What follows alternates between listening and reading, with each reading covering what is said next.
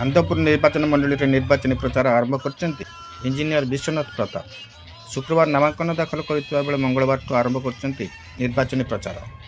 सेनापति छक टिकटरू तांकर हजार हजार समर्थक मानक सह शोभायात्रा बाहरी आनंदपुर कोर्ट पर्यंत आसीथिले। सेठारे थिबा बिजू पट्टनायक प्रतिमूर्ति माल्यार्पण करथिले विश्वनाथ।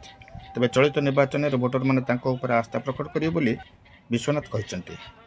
हमर स्वप्न अछि आनंदपुर को आमे जेमिति हेले दुर्नीति मुक्त करिबु, विकास दिगरे आगे नेबु एवं आनंदपुर को जो इतिहास मन रखिबो सेही भली काम करी देखेबु एवं जनसाधारण सबुबेल गरीब खटिकुआ मजूरिया पाखरे आम सबुबेल पहुँचबू। सेवा कार्य एमती जारी रहिबो मो जीवन सारा। मु मला जाए आज जमती अच्छी काली सेमती लोक मान सेवा कर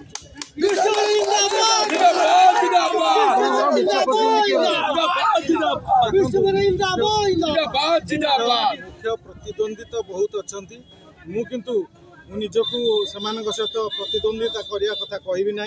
मु चाहिए मु मो लक्ष्य पथर केमी आगेबी मो लोक मानकर स्नेह श्रद्धा भल पाइबा आशीर्वाद नहीं मु 2024 इलेक्शन निश्चित भाव में जीतबी एवं अन्य मानू मु पछर पकई आगू जीवी।